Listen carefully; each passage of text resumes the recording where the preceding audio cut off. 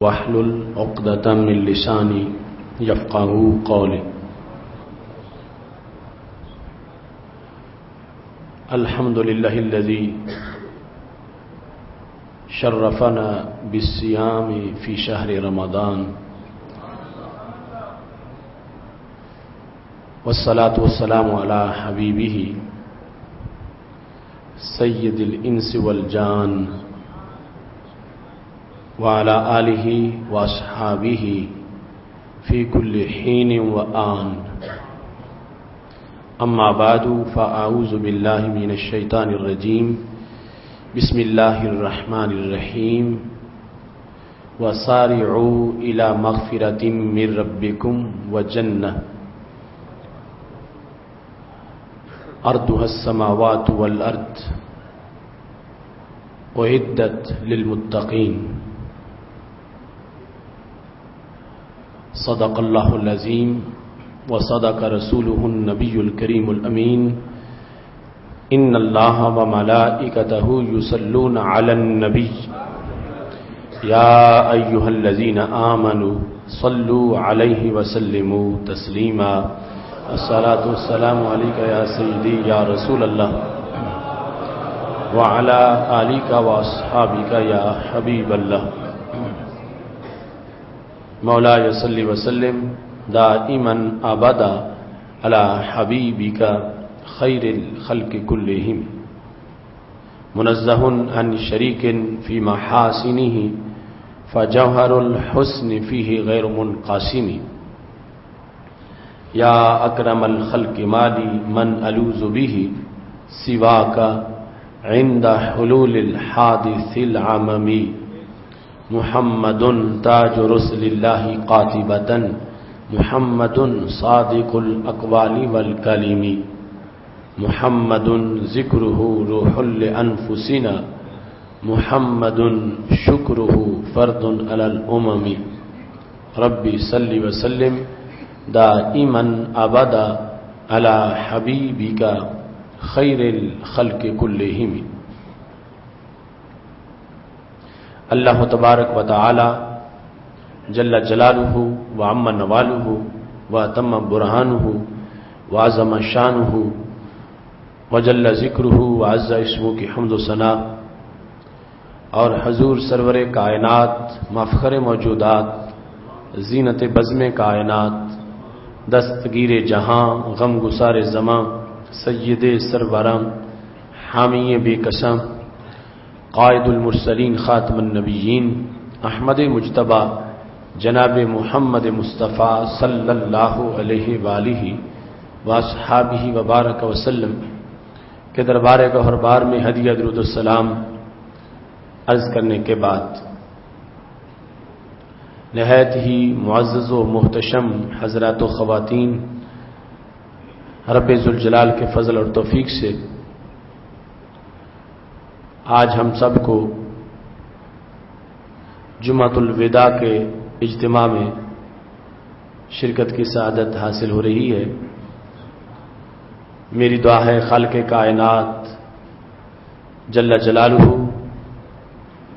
ہم سب کو نار جہنم سے آزاد فرمائے اور رب ذوالجلال ہم سب کو صحت و عافیت کے ساتھ ماہ رمضان المبارک کو الوداع کہنے اور آئندہ سال اس کا استقبال کرنے کی توفیق عطا فرما. رب ذوالجلال کا کروڑوں بار شکر ہے کہ اس نے ہمیں توفیق بخشی، صحت دی، اس کے حکم پر ہم نے روزے رکھے، تراویح پڑھی، مختلف عبادات میں مصروف رہے، فہم دین کورس کی سعادتیں میسر آتی رہیں، اور آج اس کے فضل اور توفیق سے رمضان المبارک کے بالکل اختتامی لمحات میں ہم موجود ہیں. میری دعا ہے خالق کائنات جل جلالہ رمضان المبارک کو راضی کر کے ہمیں رخصت کرنے کی توفیق عطا فرمائے اور کل قیامت کے دن رمضان اور قرآن دونوں کو ہمارا سفارشی بنائے۔ ہماری آج کی گفتگو کا موضوع ہے آؤ جنت چلے۔ میری دعا ہے خالق کائنات جل جلالہ ہم سب کو جنت الفردوس عطا فرمائے اور رب ذوالجلال ہمیں اہل جنت کا کردار عطا فرمائے۔ یقیناً آج کا موضوع بڑی معنویت اور جامعیت کا حامل ہے۔ کچھ لوگوں کے اس سلسلہ میں تعجب بھی ہوگا کہ آؤ جنت چلیں، اس میں لفظ آؤ اور جنت کی دعوت، آؤ جنت چلیں، اس کا مفہوم مطلب کیا ہو سکتا ہے؟ تو یہ موضوع اپنے الفاظ کے لحاظ سے قرآن مجید برہان رشید کی آیت کریمہ سے ماخوذ ہے اور بہت سی آیات میں اس کا مضمون موجود ہے۔ رب ذوالجلال ارشاد فرماتا ہے وَسَارِعُوا إِلَى مَغْفِرَةٍ مِّن رَّبِّكُمْ وَجَنَّةٍ، اللہ فرماتا ہے اور جلدی کرو، دوڑ لگاؤ تم جنت کی طرف، دوڑ لگاؤ تم اپنے رب کی مغفرت کی طرف اور دوڑ لگاؤ تم جنت کی طرف۔ تو جس نے جنت بنائی ہے جب وہ خود فرما رہا ہے کہ تم دوڑ لگاؤ اور ہم سب کو خطاب ہے، تو پھر ہمیں اتنی اجازت تو مل گئی کہ ہم ایک دوسرے کو کہہ سکتے ہیں جب رب کہہ رہے دوڑ لگاؤ تو ہم آپس میں کہہ سکتے ہیں آؤ پھر جنت چلیں۔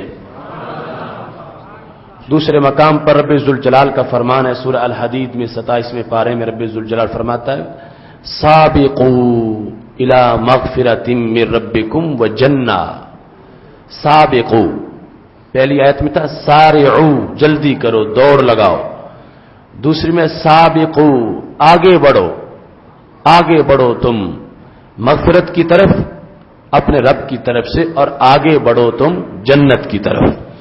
تو اس بنیاد پر ہمارا موضوع ان آیات کی روشنی میں ہے کہ خالق کائنات جل جلالہ نے مسلم امہ کو خود یہ آواز دی ہے کہ تم سستی نہ کرو، تاخیر نہ کرو، دیر نہ کرو، جلدی کرو، دوڑ لگاؤ اللہ کی مغفرت کی طرف اور دوڑ لگاؤ تم جنت کی طرف۔ سید عالم نور مجسم شفیع معظم صلی اللہ علیہ وسلم کی متعدد احادیث اس سلسلہ میں موجود ہیں جس میں آپ نے جنت کی دعوت دی اور جنت کی آسودگی حاصل کرنے کا حکم دیا، اور بالخصوص رمضان المبارک جو ہے اس کے اندر ایسی عظمتیں رب ذوالجلال نے رکھیں کہ جس کی بنیاد پر اس مضمون کے سارے تقاضے سمجھے جا سکتے ہیں۔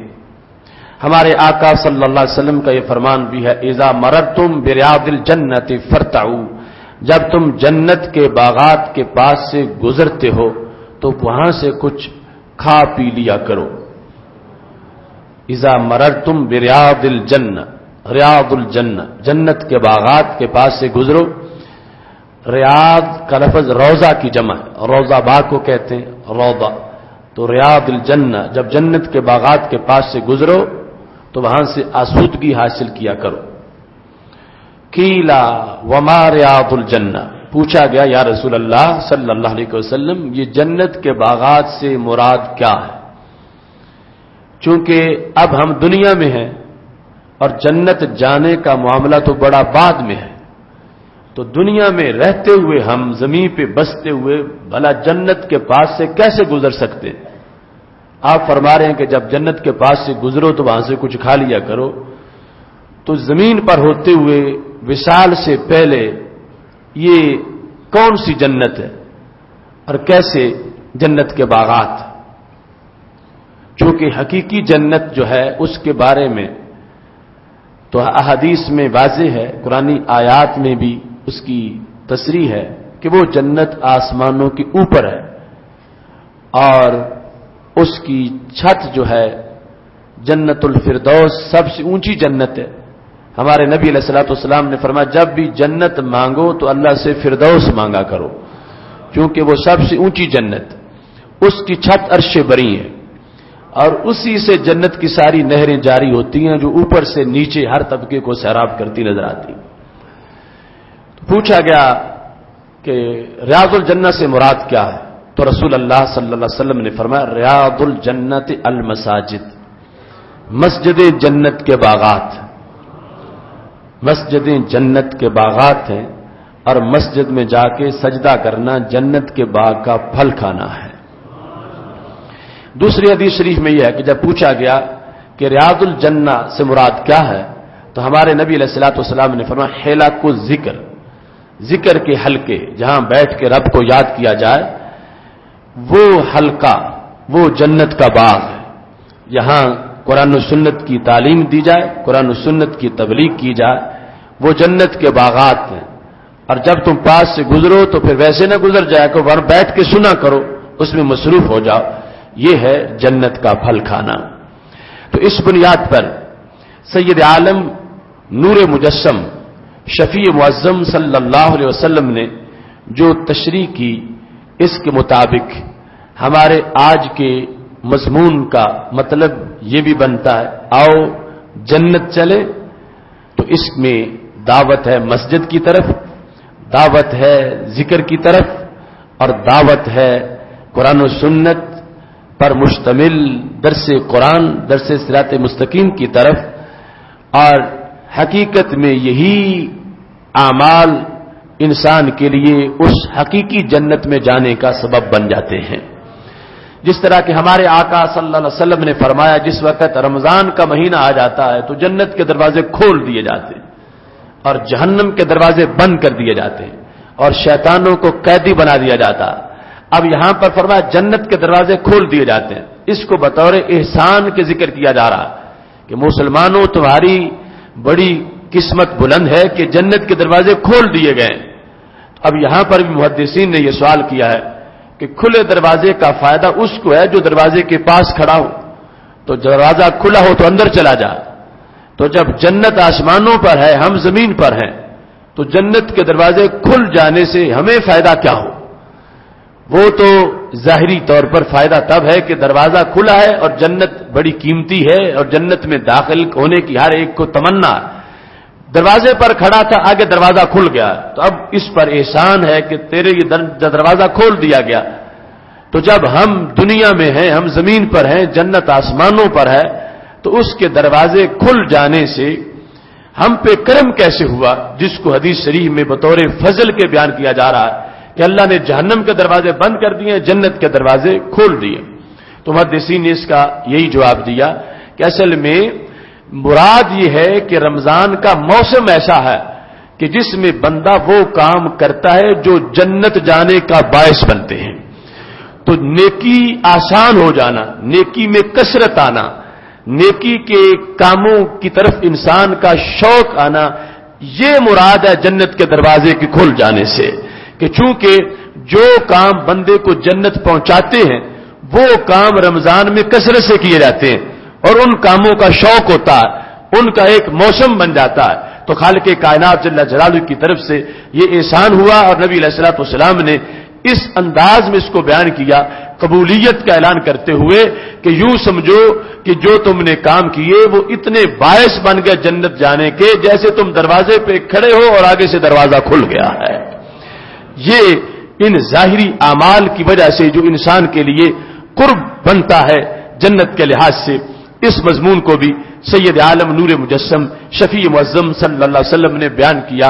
تو اس بنیاد پر پورا موسم رمضان یہ دعوت ہے کہ آؤ جنت کی طرف چلیں, اور جنت کی طرف جانے کے لیے دروازے کھولے گئے اور ایسے اعمال انسان کے لیے آسان ہو گئے کہ جو اس کے لیے یقیناً جنت جانے کا باعث بنتے ہیں. قرآن مجید برہان رشید میں رب ذوالجلال نے جو سارعو فرمایا اور دوسرے مقام پر سابقو, اور دو چیزوں کی طرف جلدی چلو, سبقت کرو, ایک تو مغفرت کی طرف اور دوسرا جنت کی طرف. رب ذوالجلال نے جنت پیدا کی ہوئی ہے. آگے جا کے ذکر بھی کیا اعدت للمتقین کہ اس کو تیار کیا گیا ہے پرہیزگاروں کے لیے. تو یہ تیار کیا گیا ہے جو اعلان کیا تو اس وجہ سے کہ رب ذوالجلال اپنی طرف سے جو اس کا اپنے بندوں کے ساتھ پیار ہے وہ ظاہر کر دیا جائے. وہ رب تو قادر ہے اس بات پر. حشر بپا ہوتا, ادھر قیامت میں حساب و کتاب ہوتا اور جنتی جنت جانے کے لیے تیار ہو جاتے, اللہ کن کہتا جنت بن جاتی. پہلے نہ بھی بنائی جاتی, اللہ اس وقت بھی قادر ہے بنانے. جب فیصلے ہو جاتے جنتی جنت جانے کے لیے سارے علیحدہ کر دیے جاتے کہ یہ ہے جنت والے, اب انہوں نے جنت کی طرف جانا ہے. اگلے سیکنڈ میں اللہ کن کہتا جنت اسی وقت بن جاتی اور اہل جنت کو جنت میں بھیج دیا جاتا. لیکن رب ذوالجلال نے جنت جو ہے وہ پہلے بنا دی اور اس کے لیے اعلان بھی کر دیا اعدت, اس کو تیار کر دیا گیا. اور پھر قیامت کے دن جس وقت جنت کی طرف سفر ہونے لگے گا تو خالق کائنات جل جلالہ نے اس میں مزید اہتمام رکھے ہیں اہل جنت کے لیے. پہلے تیار کر کے اپنے بندوں کو یہ پیغام دے دیا کہ اتنی بڑی جنت تمہارے لیے تیار کی جا چکی ہے, اب صرف تمہاری تیاری جو ہے وہ باقی رہ گئی ہے کہ تم اس جنت کی کتنی تیاری کرتے ہو اور تم اس جنت کو کتنا اس کے لیے اپنے آپ کو عمل صالح کی طرف متوجہ کرتے ہو.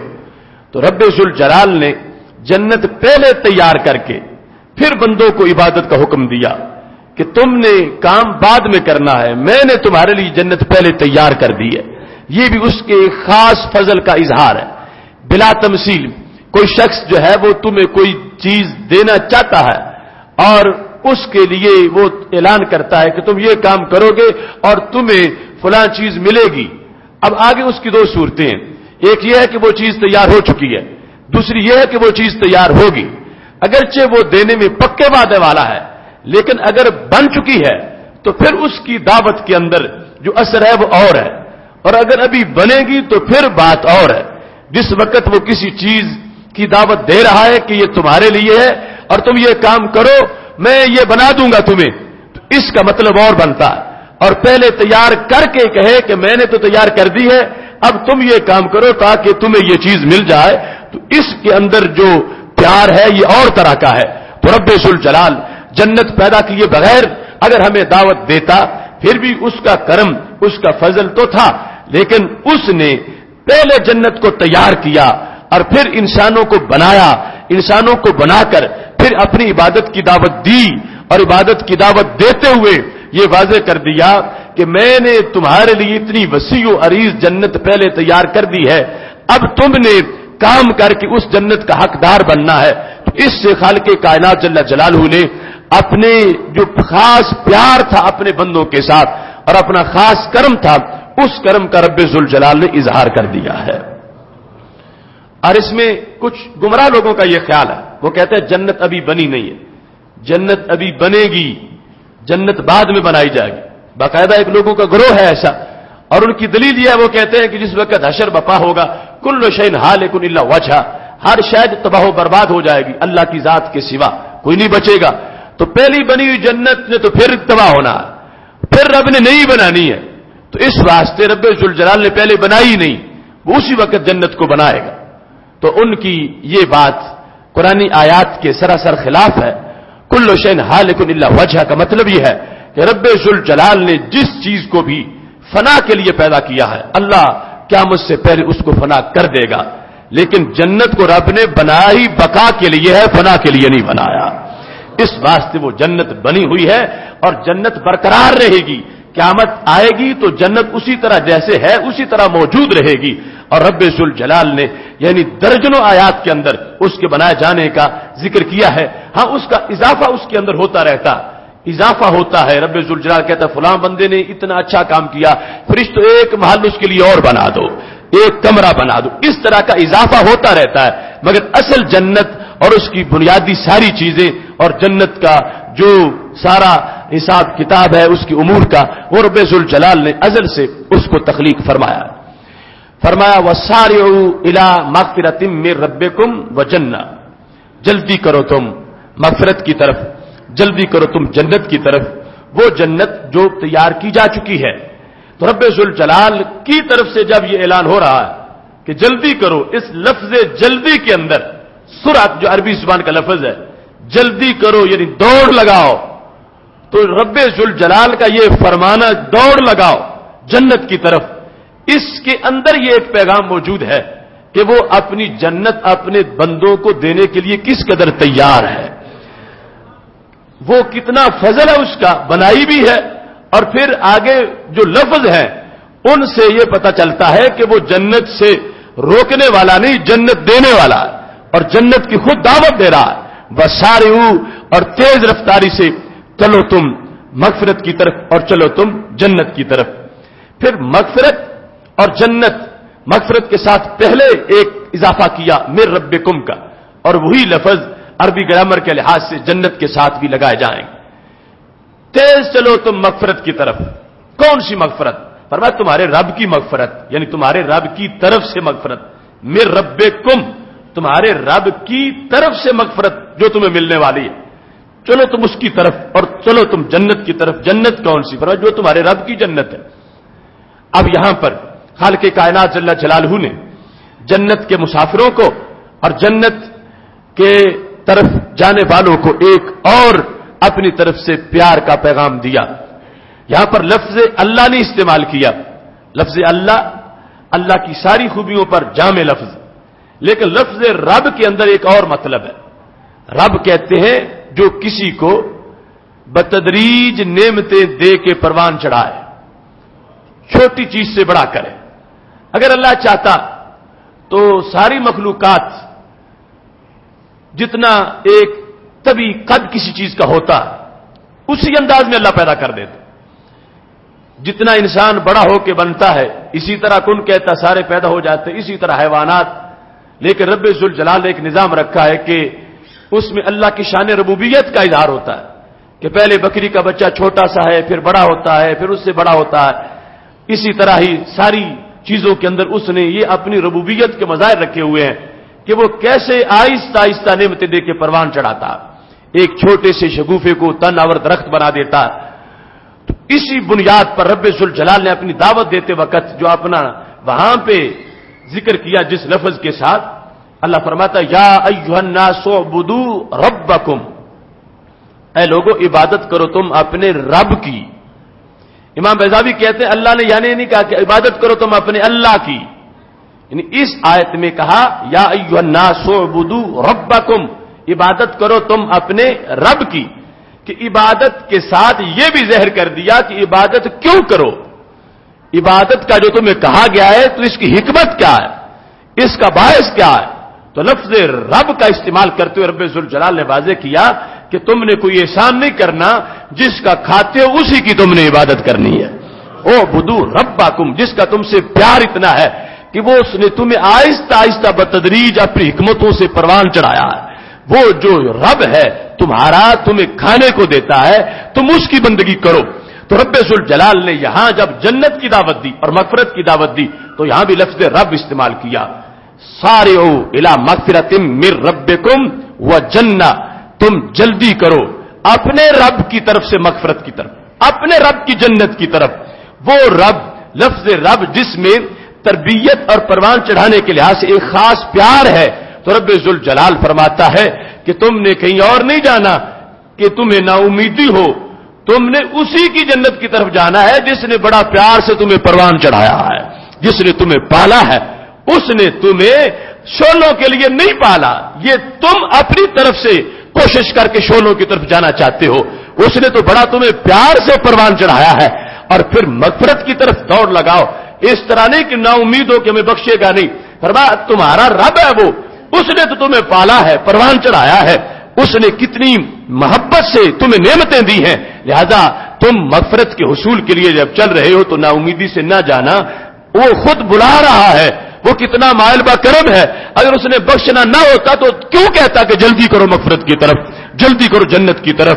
تو اس کا یہ انداز جس میں لفظ رب کو اس نے استعمال کیا, رب ذوالجلال نے یہ بھی اس بات کو مزید واضح کرنے کے لیے کہ تم چلو آگے, اللہ کی رحمت تمہارا استقبال کرے گی اور خالق کائنات جل جلالہ تمہیں محروم نہیں کرے گا. اللہ کا فرمان ہے حدیث قدسی میں, من تقرب منی شبرا تقربت منہ ذراعا ومن تقرب منی ذراعا تقربت منہ باعا ومن اتانی یمشی اتیت ہرولۃ. جو بلشت آئے گا میں گز جاؤں گا آگے, جو ایک گز میری طرف آئے گا میں 2 گز آگے جاؤں گا, اور جو میری طرف پیدل چل کے آئے گا میں اپنی شان کے مطابق اس کی طرف دوڑ کے چلا جاؤں گا.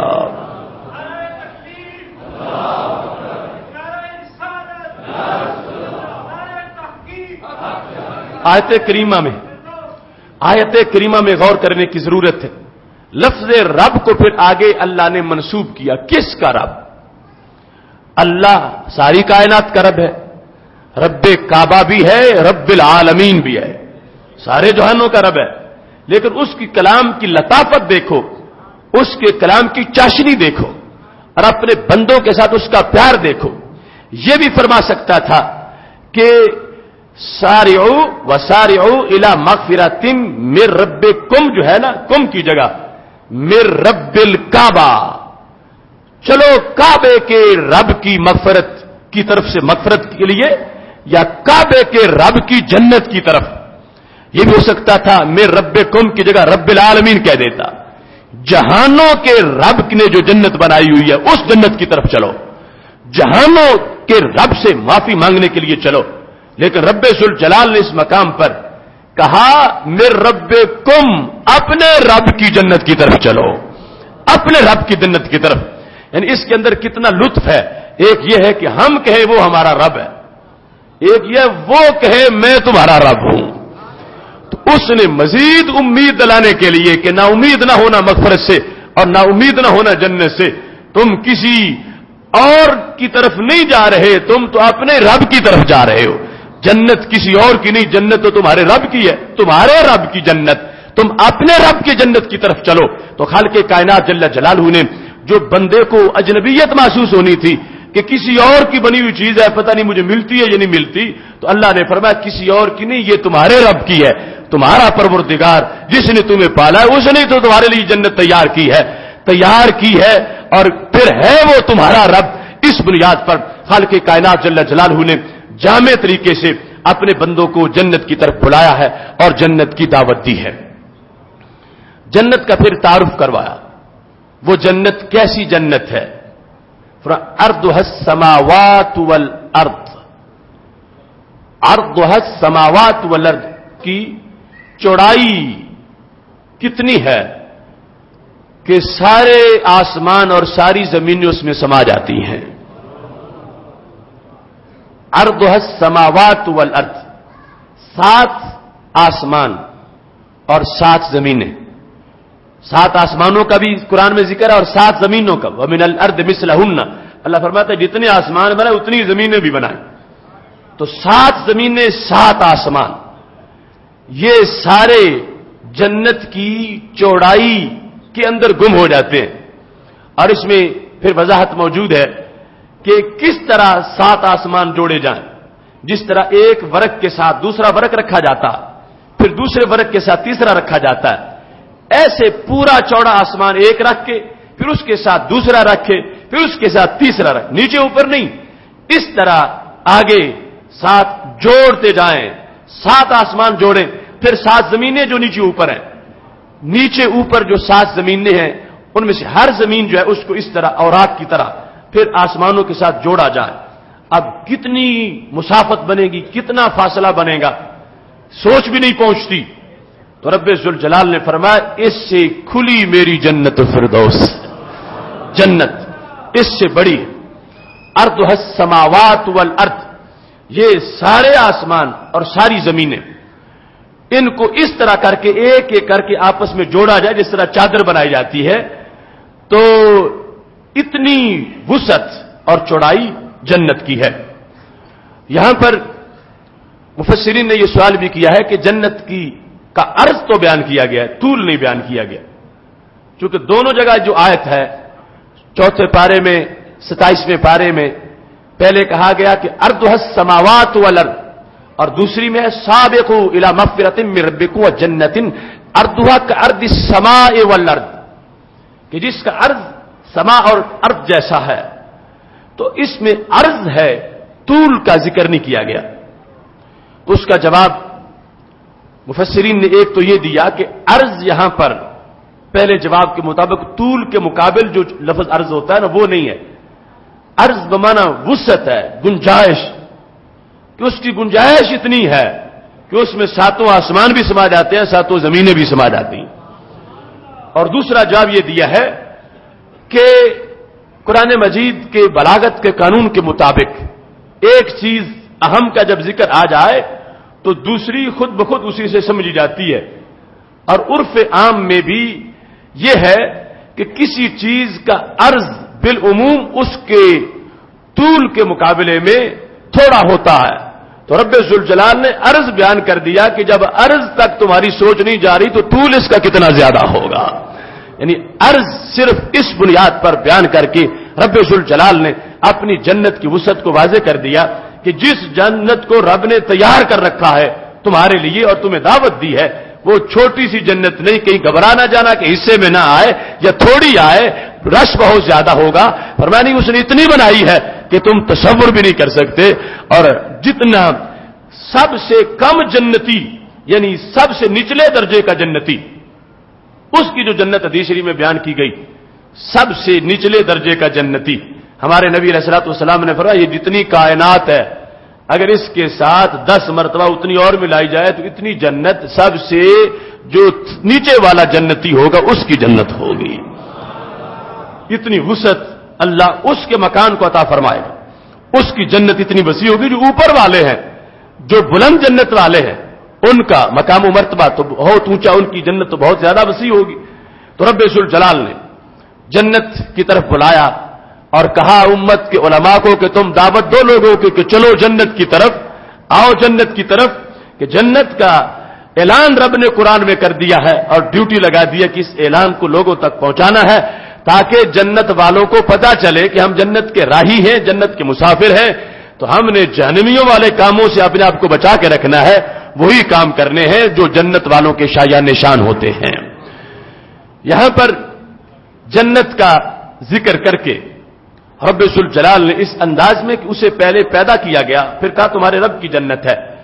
پھر اس کے لحاظ سے قرآن مجید برہان رشید میں رب ذوالجلال نے یہ صورتحال رکھی ہے کہ جنت کو بھی چلا کے قریب کیا جائے گا، ادھر سے اہل جنت کو بھی چلایا جائے گا.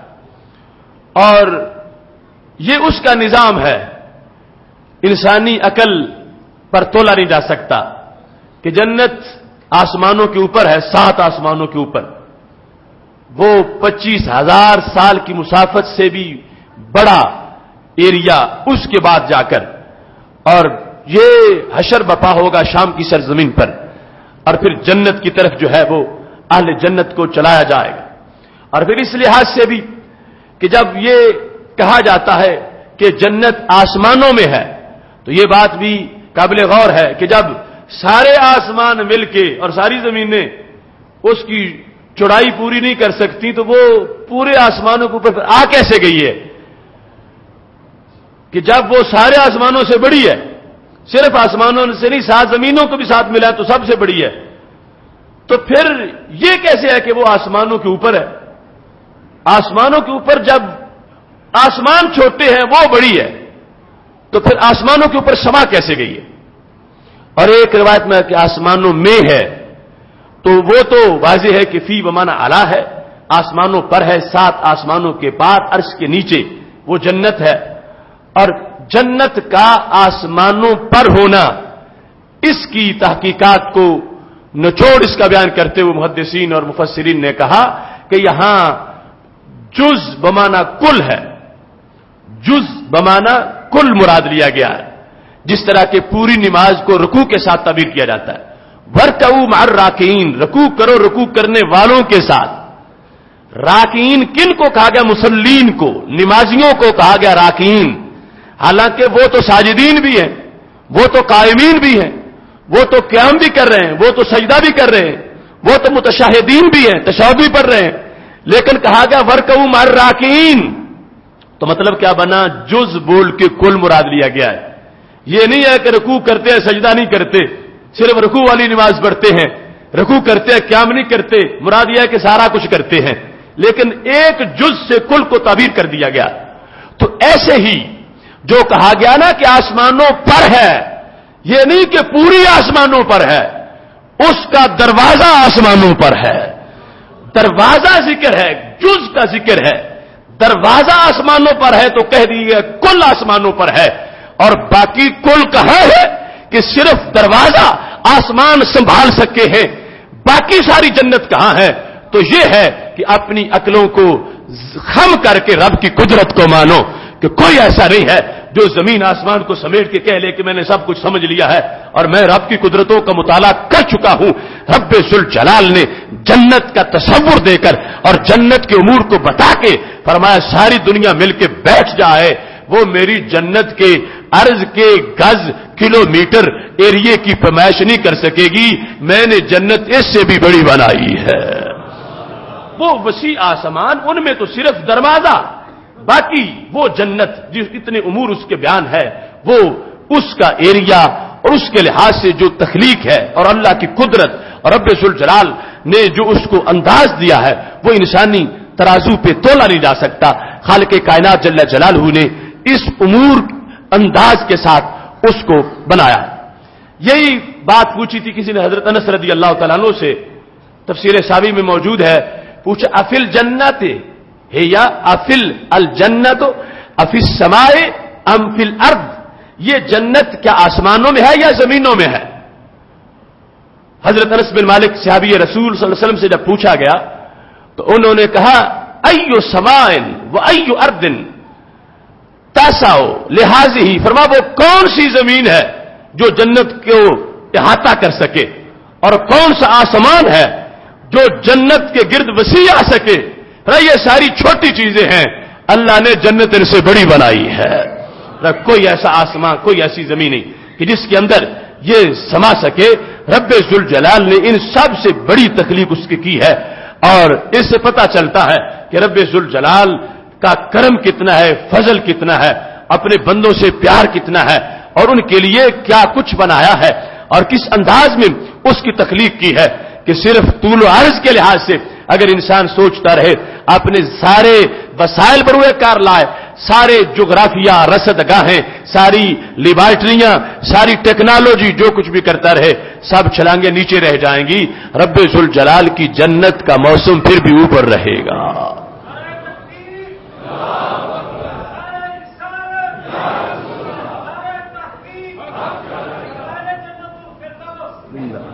دوسرے مقام پر جنت کی جو وضاحت، اب بات جو اس سے آگے بڑھی تو جنت کی طرف جنتیوں کا چلنا اور جنت کا اہل جنت کی طرف چلنا، قرآن مجید برہان رشید میں 24ویں پارے میں رب ذوالجلال فرماتا ہے وَسِيقَ الَّذِينَ اتَّقَوْا رَبَّهُمْ إِلَى الْجَنَّةِ زُمَرًا حَتَّى إِذَا جَاءُوهَا وَفُتِحَتْ أَبْوَابُهَا وَقَالَ لَهُمْ خَزَنَتُهَا سَلَامٌ عَلَيْكُمْ طِبْتُمْ فَادْخُلُوهَا خَالِدِينَ۔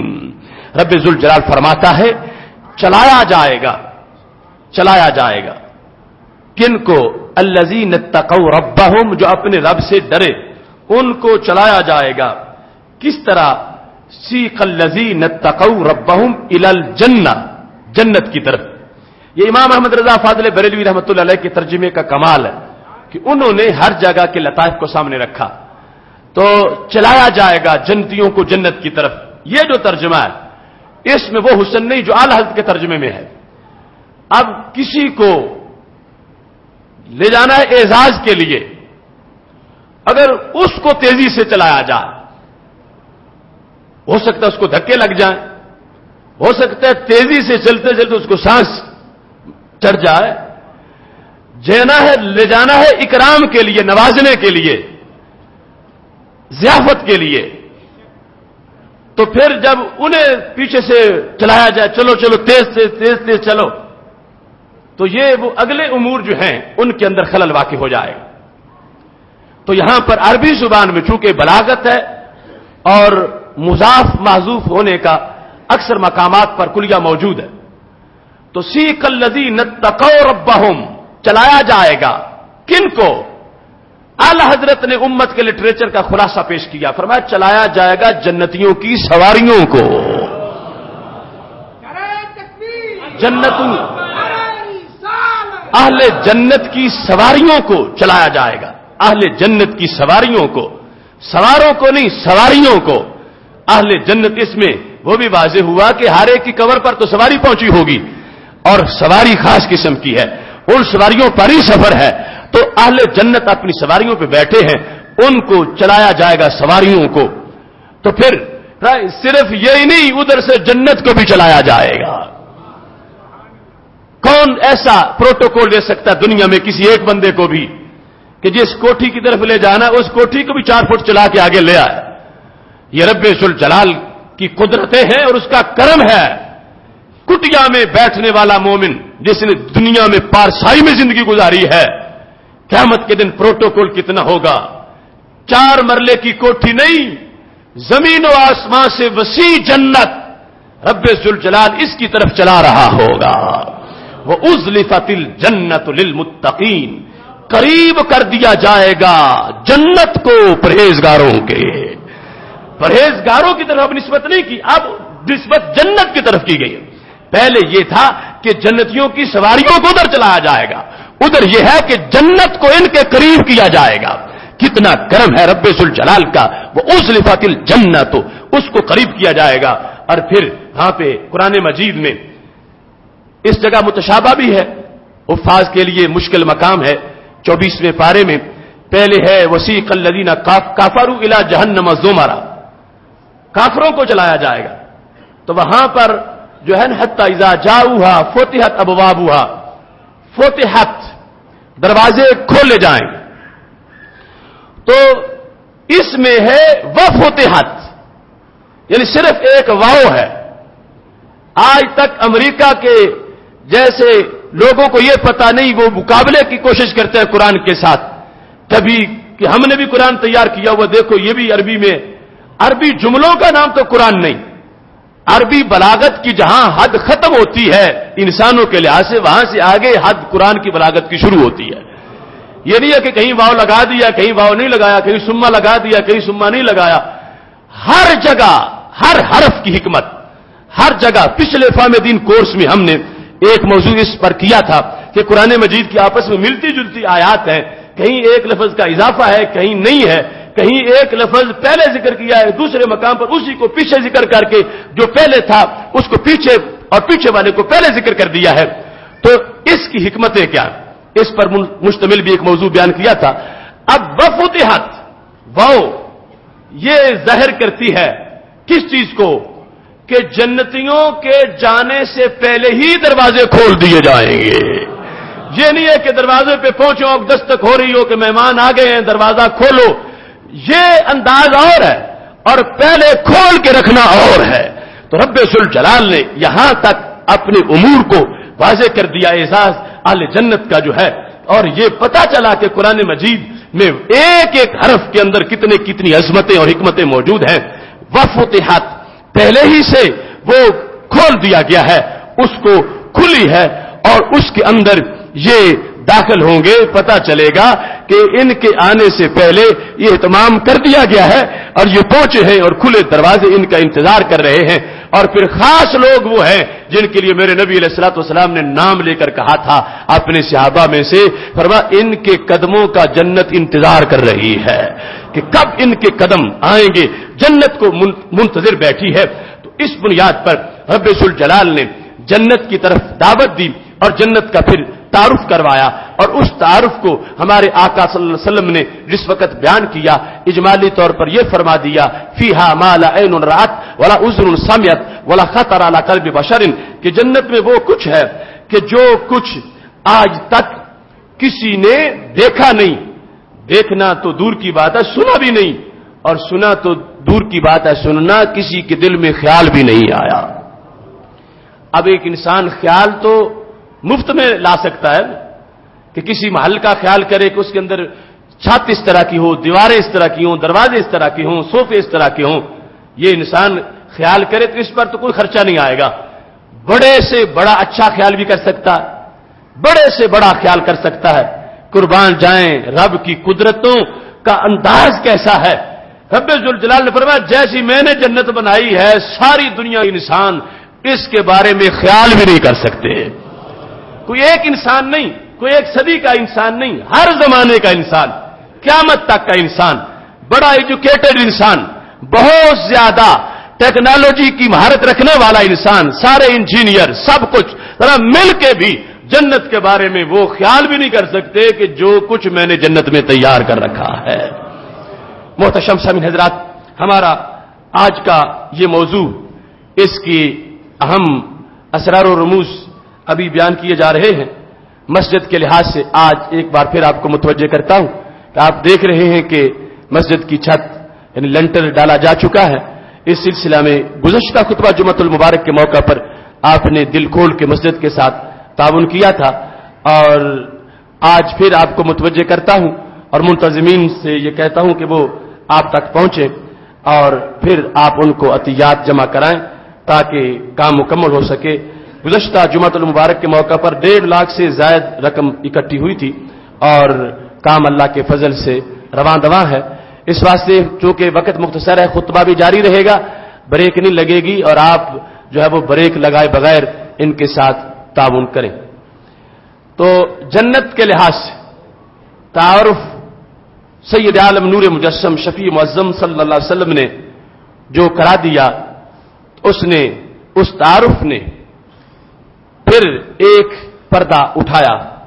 ہمارے محبوب علیہ الصلوۃ والسلام فرماتے ہیں جنت کا تعارف کرواتے ہوئے، لابنۃ من ذهب ولابنۃ من فضہ ملاتها المسک الاصفر وحسباؤها اللؤلؤ وترابها الزعفران. فرمایا اس کی جتنی بھی دیواریں بنی ہوئی ہیں ان دیواروں کے اندر ہر دیوار میں ایک اینٹ سونے کی، ساتھ ایک اینٹ چاندی کی، پھر اینٹ سونے کی، پھر اینٹ چاندی کی، اس طرح کر کے وہ دیواریں بنی. اور یہ سونا چاندی دنیا والا نہیں، اس کا صرف نام ہے. اس سونے کے ساتھ یہ سونا نہیں مل سکتا. زمین و آسمان کا فرق ہے دونوں سونوں میں، دونوں قسم کی چاندی میں. اور پھر فرمایا جو اس کا گارا ہے، ملا تو جس سے اینٹیں جوڑی جائیں گی، مسک الاصفر وہ خاص قسم کی کستوری کا ہے، حسباؤها اللؤلؤ سنگریزے لؤلؤ کے ہیں، اور ترابها الزعفران مٹی اس کی زعفران کی ہے. دوسرے مقام پر ہمارے محبوب علیہ الصلوۃ والسلام نے جنت عدن کا جو تعارف کروایا تو اس کا انداز اس سے جدا تھا. فرمایا لابنۃ من درۃ بیضاء، ایک اینٹ ہے سفید موتی کی، دوسری اینٹ لابنہ من یاقوتۃ حمراء، دوسری اینٹ ہے سرخ یاقوت کی، ولابنہ من زبرجۃ خضراء، تیسری اینٹ ہے سبز رنگ کے زبرجد کی. اب یہ جنت عدن کی تخلیق کا ذکر ہو رہا ہے. جنت عدن عام جنت، ایک اینٹ سونے کی، ایک اینٹ چاندی کی، اور وہاں پر جو کستوری ہے اس کا گارا استعمال کیا گیا ہے. یہ جنت عدن کے لحاظ سے 3 طرح کی اینٹیں ہیں. ایک اینٹ جو ہے وہ درہ بیضاء کی، بہت ستاروں سے زیادہ چمکنے والے موتیوں کی ایک اینٹ، دوسری سرخ رنگ کے یاقوت کی، اور تیسری سبز رنگ کے زبرجد کی. اور یہاں پر محبوب علیہ السلام فرماتے ہیں ترابها العنبر، اس کی مٹی انبر کی بنی ہوئی ہے، پہلے زعفران کی تھی. یہ جنت کا ماحول سنتے سنتے اپنے عقیدے کو بھی سلام کریں کہ کیا نگاہ ہے میرے محبوب علیہ السلام کی کہ جنت سب سے چھپی ہوئی ہے لیکن سرکار کی آنکھ کی دیکھی ہوئی ہے، اور یوں دیکھی ہوئی ہے کہ یوں ایک ایک اینٹ بھی بیان کر رہے ہیں، ایک ایک چپا بیان کر رہے ہیں، ایک ایک امر کو بیان کر رہے ہیں. اور یہی عقیدہ ہو سکتا ہے اہل جنت کا کہ جو مانے کہ ہمارے نبی علیہ الصلوۃ والسلام نے ساری دیکھی ہوئی ہے، جن کی سوچ ہر وقت یہ ہو کہ ان کو دیوار کے پیچھے کا علم نہیں ہے، اتنی دور جنت کی طرف ان کی نگاہ کیسے جائے گی؟ وہ اپنے آپ کو خود جنت سے دور کرنے والے ہیں.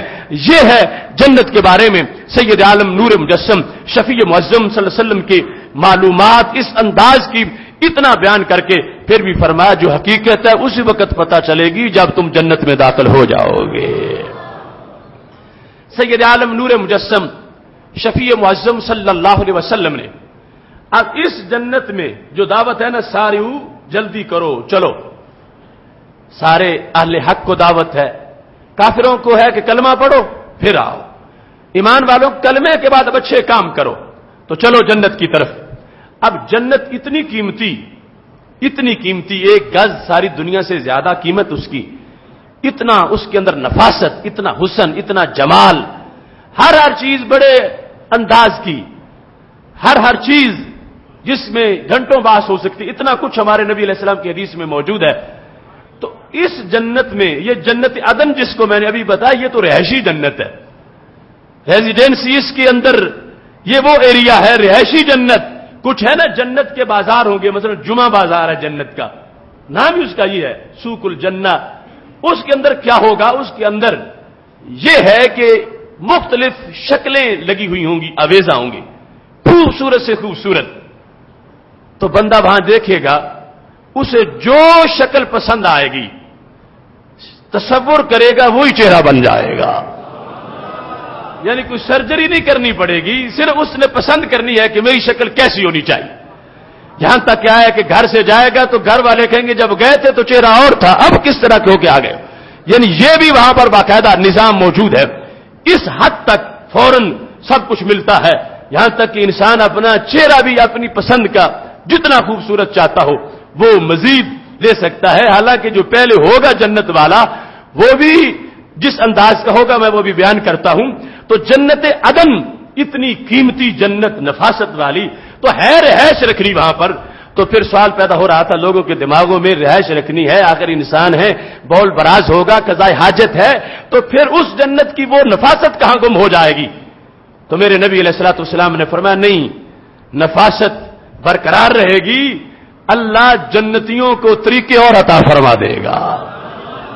فرمایا ہر دروازہ جنت کا جو 40 سال انسان چلتا رہے تو اس کی چوڑائی ختم نہیں ہوتی، قیامت کے دن رش سے بھرا ہوا ہوگا، اور ہر 2 دروازوں کے درمیان جو 70 سال کی مسافت ہے انسان چلتا رہے، اس ہر دروازے پر رب ذوالجلال نے 2 چشموں کا اہتمام کر رکھا ہے۔ ایک چشمے سے جنتی جنت داخل ہونے سے پہلے پانی پئیں گے اور دوسرے سے غسل کریں گے۔ جس سے غسل کریں گے اس سے کیا ہوگا؟ دنیا کے بیوٹی پارلر ان کی کوئی حیثیت نہیں، وہ جنت کے دروازے کا غسل خانہ، اس میں کیا ہے؟ میرے محبوب علیہ السلام فرماتے ہیں جس نے وہاں پہ غسل کیا لن تشأسا اشعارہم ولن تتغیر ابشارہم، ایسا فریش ہوگا پھر کبھی صدیوں میں اس کے بدن پہ میل نہیں آئے گی، اس کے بدن پہ خشکی نہیں ظاہر ہوگی، نظرۃ النعیم کی کریم چہرے پہ لگ جائے گی، ایسی تازگی، وجوہ یومئذ ناظرہ الی ربہا ناظرہ، کچھ چہرے اس دن بڑے تر و تازہ ہوں گے، اپنے رب کو دیکھ رہے ہوں گے۔ یہ رب کو دیکھنے والے چہرے، یہ نادرہ نظرۃ النعیم کی کریم ان کو لگے گی۔ یہ غسل کریں گے تو اس انداز میں فرمایا ساری زندگی، پھر ہمیشہ جو خلود کی زندگی ہے، تو سامنے فرشتے کھڑے ہیں جن کی ڈیوٹی رب نے لگائی ہے۔ قرآن مجید میں جو آیت میں نے پڑھی اس کا اگلا حصہ سلام علیکم طبتم فادخلوها خالدین، یہ وہ نعرے لگا رہے ہوں گے، سلام علیکم، سلامت رہو، سلامت رہو، طبتم، اچھے آئے ہو، خوش رہو، فادخلوها خالدین، جنت میں داخل ہو جاؤ، اور ہر ایک یہ سرٹیفکیٹ کے لے کے جاؤ، اب جنت سے تمہیں کوئی نکالے گا نہیں، ہمیشہ تم جنت میں رہو گے، ہمیشہ جنت میں رہو گے۔ اب کیسی بھرپور کیفیت ہوگی، بہت بڑی کوٹھی آپ کو دی جا رہی ہو اور کہا جائے سال تمہارے لیے ہے، 10 سال تمہارے لیے ہے، تم کہو گے اس نے بڑا احسان کیا، مگر دل میں آئے گا کسی کی ہے، سال ہی ہے میرے پاس، 10 سال ہی ہے میرے پاس، اللہ کا کرم کیا ہے۔ پر یہ نہیں کہ اندر جاؤ تو پھر کچھ سالوں کے بعد فیصلہ ہو کہ تمہارے نام لگ گئی ہے، ارے فادخلوها خالدین، اے جنت والو ابھی ڈگری لے کے اندر جاؤ، اب کسی کو نکالا نہیں جائے گا، دائمی جنت ہے، دائمی اس میں رہنا ہے، دائمی جنت کے اندر داخل ہو جاؤ۔ اب جس وقت جنت میں جا رہے ہیں، آگے چہرہ اتنا جمال والا، قد اتنا اونچا، سینہ اتنا چوڑا اور دل اتنا روشن، اس انداز میں میرے محبوب علیہ السلام ارشاد فرماتے ہیں لا یبولون ولا یمتخطون ولا یتغوتون ولا یتفلون، فرمایا جنتی جنت میں جائیں گے تو انداز کیسا ہوگا؟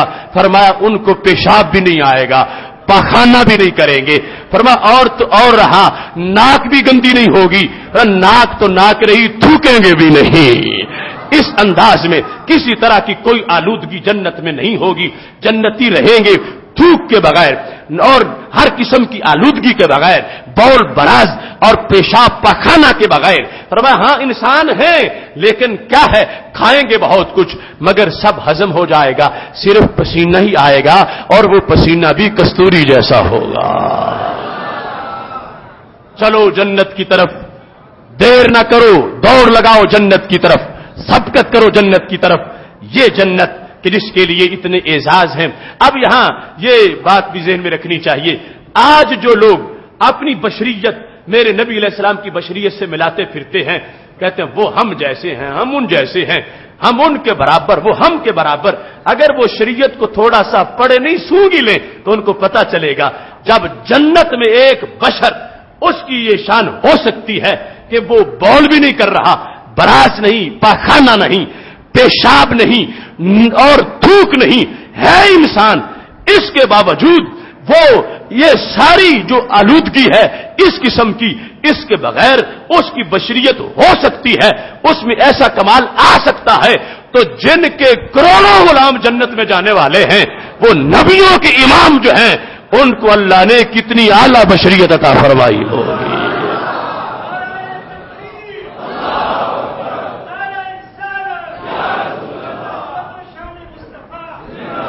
یعنی یہ آج کہتے ہیں انہوں نے بھی شادی کی، ہم نے بھی شادی کی، وہ بھی بشر، ہم بھی بشر، ان کے بھی دو ہاتھ، ہمارے بھی دو ہاتھ۔ ارے دیکھو اس کو کہتے اگر یوں نہ مانے تو توحید کو خطرہ ہے کہ ہو کے انسان اتنا اس طرح ہو جائے، پھر اللہ کی توحید کو خطرہ ہے۔ تو میں نے کہا سارے توحید والے ہی تو جنت میں جائیں گے، یہ توحید کو خطرہ نہیں، یہ توحید کی عظمت ہے کہ رب چاہے تو مٹی کے پتلے کو یوں بنائے جیسے ہم ہیں، رب چاہے تو پھر قیامت والے دن ہمیں ہی یوں بنائے کہ دنیا کے جو سارے آداب تھے، تقاضے، حاجتیں، ان کے اندر ایک تبدیلی آ جائے۔ جو رب اپنے نبی علیہ السلام کے صدقے کروڑوں اربوں کو قیامت کے دن یوں بنا سکتا ہے، وہ ساری کائنات کی جان حضرت محمد مصطفیٰ صلی اللہ علیہ وسلم کو اس نے کتنی عمدگی، کتنی نورانیت اور کتنا کمال اور نفاست عطا فرمائی ہے۔ اس واسطے رب ذوالجلال نے فرمایا خلق الانسان علمہ البیان۔ اگر کوئی تم تعارف چاہتے ہو کہ رب کیسا ہے، رب کا تعارف دیکھنا ہے تو رب کے محبوب حضرت محمد مصطفیٰ صلی اللہ علیہ وسلم کو دیکھ لو۔ الانسان، خاص انسان حضرت محمد مصطفیٰ صلی اللہ علیہ وسلم، ان کو اللہ نے کیسے ہاتھ دیے، کیسی آنکھیں دیں، کیسا حسن، کیسا جمال، کیسا ظاہر، کیسا باطن، کیسا بچپن، کیسی جوانی، کیسی ابدیت، کیسی بشریت، کیسی نورانیت۔ تو رب ذوالجلال یہ سرکار کی زبان سے بیان کروا کے جنتیوں کو یہ عقیدہ دینا چاہتا ہے کہ کل رامے گامے کا بچہ وہ تقوی کی بنیاد پر اتنا عظیم بن جائے گا، تو جن کے صدقے سارا جہان بنا ہے، اللہ نے ان کو پہلے دن ہی کتنی عظمتیں عطا فرمائی ہیں۔ اب دیکھو میرے محبوب علیہ الصلوۃ والسلام نے جو رات کو بول فرمایا اور پیالے میں موجود تھا، صحابیہ نے پیاس لگی تھی، پی لیا۔ محبوب علیہ الصلوۃ والسلام نے جس وقت فرمایا کہ جاؤ وہ اٹھاؤ اور بیر پھینک دو، تو کہا میں تو وہ پی چکی ہوں۔ تو محبوب علیہ الصلوۃ والسلام نے فرمایا پھر تیرے پیٹ میں کبھی بیماری نہیں آئے گی۔ یہ فہم دین کورس میں اس کی تفصیل ہم بیان کر چکے ہیں۔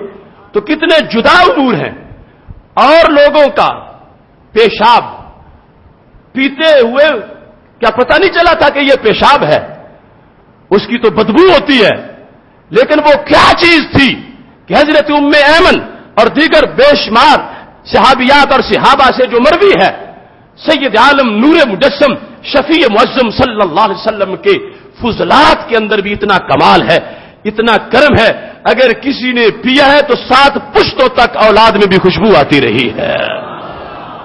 تو یہ جنت کا مضمون بیان کرنا اہل سنت ہی کا کام ہے، کیونکہ جنت جانا اللہ کی طرف سے اہل سنت جو اہل جنت ہیں اپنے عقیدہ کی بنیاد پر، اور پھر کوشش عمل کی جو باقی ہے، یہ ان کا انداز ہے۔ خالق کائنات جل جلالہ نے دعوت دی، جلدی کرو، سبقت کرو تم جنت کی طرف، سبقت کرو تم مغفرت کی طرف، اور جنت کا پھر آگے تعارف کروا کے اعدت للمتقین، یہ تیار کی گئی ہے پرہیزگاروں کے لیے۔ دوسری جگہ 27ویں پارے میں اعدت للذین آمنوا باللہ، تیار کی گئی ان کے لیے جو اللہ پر ایمان لائے اور اللہ تعالیٰ کے رسول صلی اللہ علیہ وسلم پر ایمان لائے۔ پھر ذالک فضل اللہ یؤتیہ من یشاء، یہ اللہ کا فضل ہے، جسے چاہے اسے عطا فرما دیتا ہے۔ ایک جگہ متقی لوگوں کے لیے، دوسری جگہ اللہ اور اس کے رسول علیہ السلام پر ایمان لانے والوں کے لیے۔ تو رب ذوالجلال نے واضح فرما دیا متقی لوگوں کے لیے اور ایمان والوں کے لیے۔ تو اولین شرط ایمان ہے، کافر کو نہیں ملے گی۔ ایمان والے آگے 2 طرح کے، ایک ہے پرہیزگار اور دوسرے ہیں کہ جن کی عمل کی کوتاہی ہے۔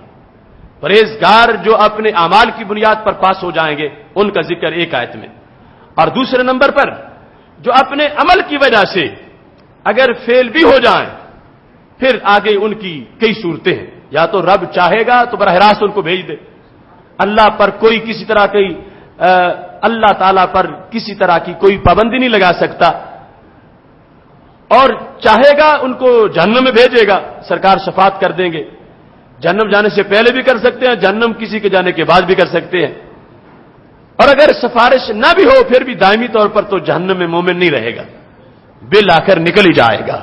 اس واسطے ایمان کی بیس پر بھی ملے گی، اور اس کے کئی کیٹیگریز ہیں، بغیر عذاب کے مل جائے، عذاب کے بعد تطہیر کے ساتھ مل جائے۔ بہرحال رب ذوالجلال نے دونوں آیات میں یہ واضح کر دیا کہ دائمی جہنم میں کافر و مشرک رہے گا، مومن کے لیے رب نے جنت تیار کر دی ہے، اور اس میں جانے کے لحاظ سے مومنوں کے کئی درجات ہیں، اور کئی مراحل سے ہوتے ہوئے مومن جو ہے وہ جنت میں داخل ہو جائیں گے۔ ذالک فضل اللہ، یہ اللہ کا فضل ہے، جسے چاہے عطا کر دے۔ یہاں بھی ایک بہت لطیف بات کی طرف اشارہ کر دیا گیا کہ جنت عمل کے بلبوتے پر،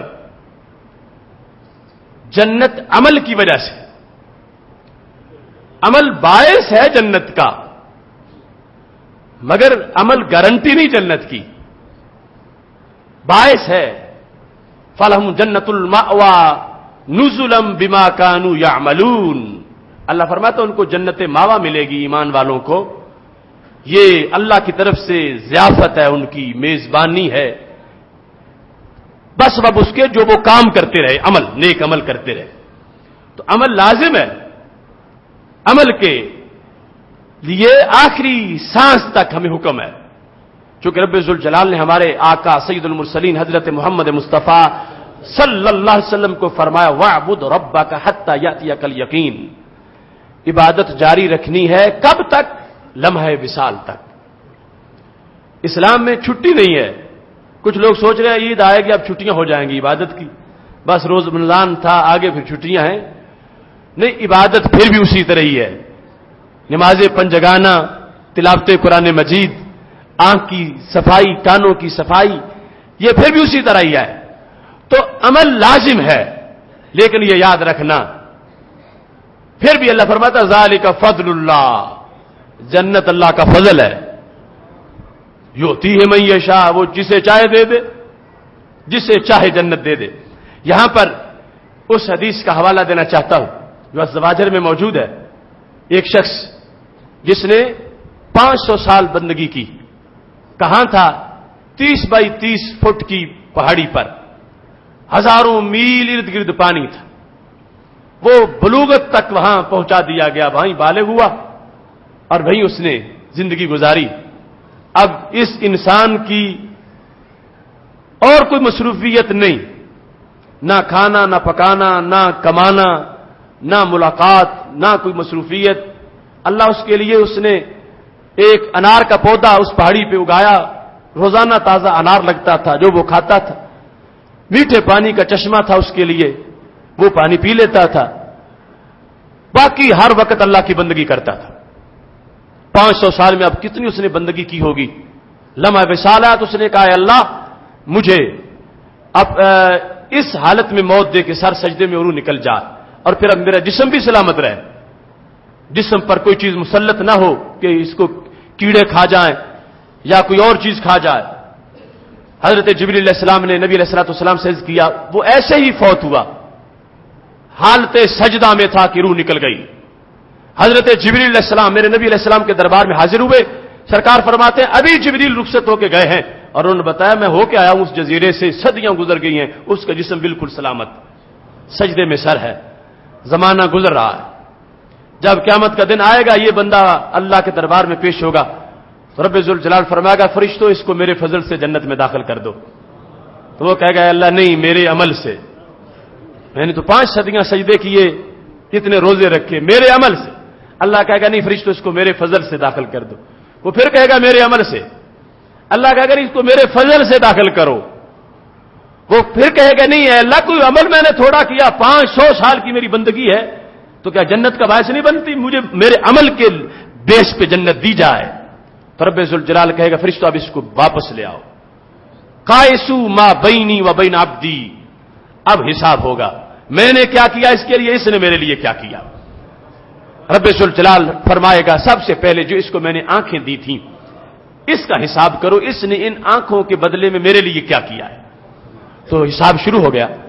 ابھی آنکھوں والی نعمت کا حق ختم نہیں ہوا تھا کہ 5 سالہ بندگی ختم ہو گئی۔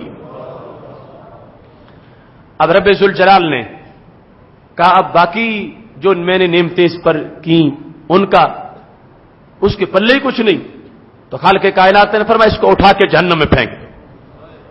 تو اب کام اٹھا، کہنے لگا کہ اللہ مجھے اپنے فضل سے جنت عطا فرما دے۔ تو رب ذوالجلال نے فرشتوں سے یعنی یہ کہے گا ہونا بعد میں، سرکار نے پہلے خبر دی ہے کہ اس کو آپ میرے فضل سے جنت میں داخل کر دو۔ تو اس سے پتہ چلتا ہے عمل جو ہے یہ اس کا حکم ہے، لازم ہے، کوتاہی پر عذاب ہوگا، لیکن عمل پر بھروسہ نہیں، بھروسہ رب کے فضل پر ہے۔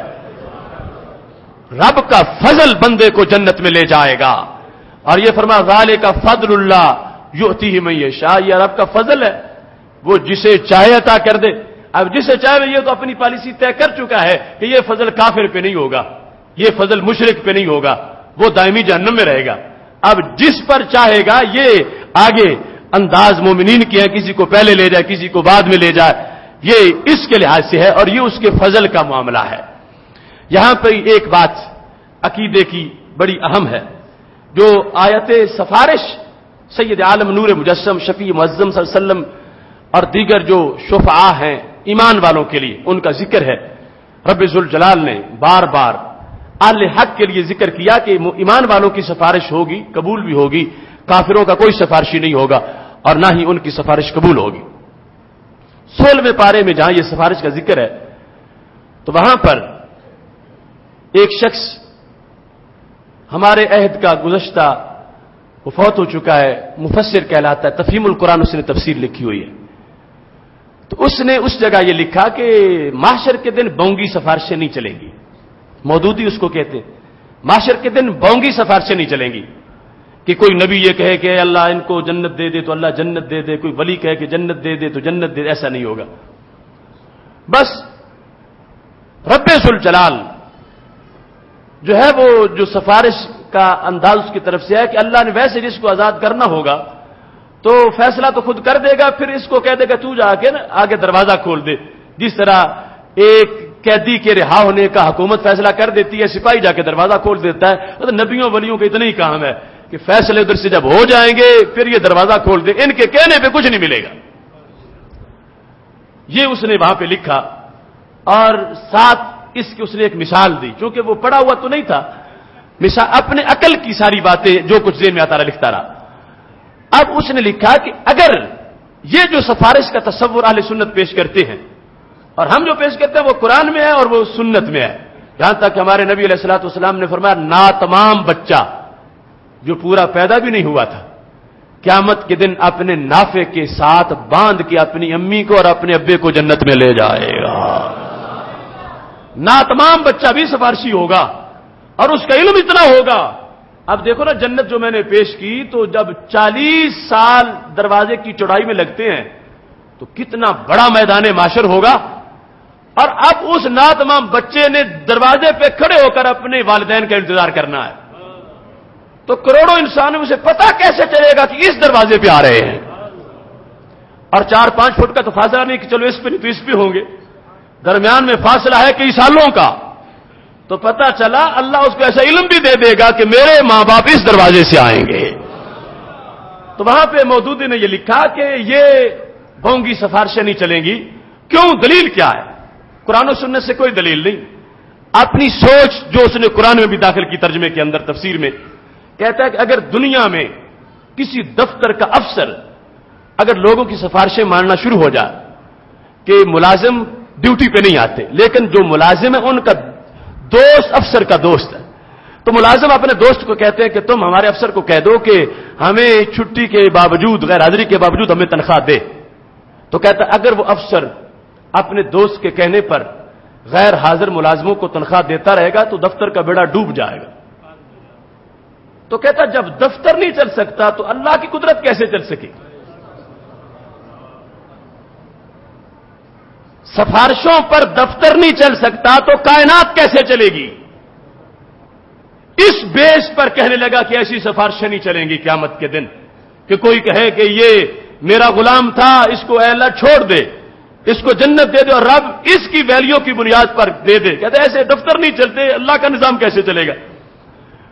جبکہ درجنوں احادیث اس بیس کی ہیں کہ محشر کے دن سفارش اللہ کے بندوں کی ویلیو کی وجہ سے ہے.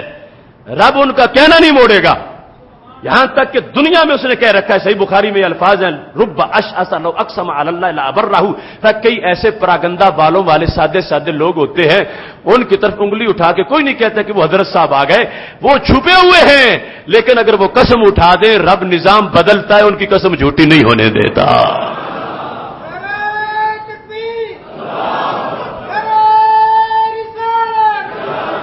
یہ بخاری شریف میں ہے، یہ حدیث میں ہے کہ جب سرکار خود منظوری کروائیں گے، یہ نہیں کہ اللہ کہے گا فلاں کو میں نے چھوڑا، نبی تم دروازہ کھول کے باہر نکالو. نہیں، سرکار سجدہ کریں گے رب کے دربار میں تو اللہ کہے گا یا محمد ارفع راسک قل تسمع واشفع تشفع. میرے محبوب سر تو اٹھاؤ، بولو تو صحیح سنا جائے گا، سفارش کرو تو صحیح سفارش قبول کی جائے گی. اب یہ ہے اپنی طرف سے منظوری کروانے کی بات کہ سرکار جو ڈیمانڈ کریں گے کہ فلاں فلاں کو نکال، تو اللہ کہے گا محبوب جاؤ، تو سرکار چلو بھریں گے، ایک چلو میں کروڑوں سے زیادہ لوگ آ جائیں گے. 3 بار ایسا کریں گے تو تیسری بار جس کے دل میں رائی جتنا بھی ایمان ہوگا اسے بھی نکال کے لے جائیں گے. یہ تو حدیث میں ہے، بخاری مسلم میں ہے. اب یہ مفسر کہتا ہے کہ بونگی سفارشین کو قرار دے رہا ہے معاذ اللہ، ان جیسوں کے بارے میں کرے گا بھی کوئی نہیں. اب یہ جس وقت انداز ہے کہ اگر سفارشیں مانی جائیں گی تو رب کا نظام کیسے چلے گا؟ تو میں کہتا ہوں چلو سفارش والا مسئلہ سائڈ پہ رکھو، سفارش نہ ہو، ایک بندہ افسر جو ہے اس نے کسی سفارش کی بیس پہ نہیں، اپنی مرضی سے ہی وہ کہتا ہے چلو میں تنخواہیں دیتے جاتا ہوں، نہیں آتے تو نہ. ایسا بھی تو ہوتا ہے نا، سفارش کے بغیر ہی کوئی ایسا کرنا شروع کر دے، اب دفتر کا بیڑا تو اب بھی ڈوب جائے گا.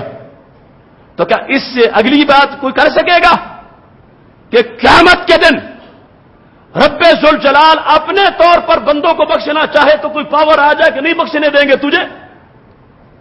دفتر پر جنہوں نے رب کی خدائی کو قیاس کیا، دفتر میں جو دفتر کا افسر ہے چلو سفارش نہ مانگے نہ مانے، اپنے طور پر بھی اگر تنخواہیں دیتا رہے تو دفتر کا بیڑا ڈوب جائے گا.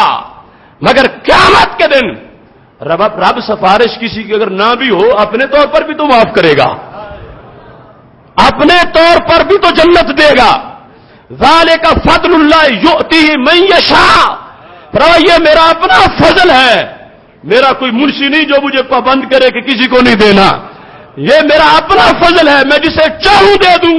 تو دفتر پر اگر قیاس کر کے سفارش اور شفاعت کا انکار کرو گے تو پھر رب کے غفور الرحیم ہونے کا بھی انکار لازم آ جائے گا، کیونکہ دفتر والا سفارش نہ مانے اپنے طور پر چھوڑے تو پھر بھی بیڑا ڈوب گیا، مگر رب اپنے طور پر بخشے گا تو بیڑا کسی کا نہیں ڈوبے گا، جہان پھر بھی قائم رہے گا۔ اس واسطے مختصر سوچ کو تا انداز ان لوگوں کا جنہوں نے پڑھے بغیر تفسیریں شروع کر دی اور ایسے ایسے حفاظ اور بکواس تفسیروں کے اندر شامل کر دیے جس سے ایمان کا جنازہ نکل جاتا ہے۔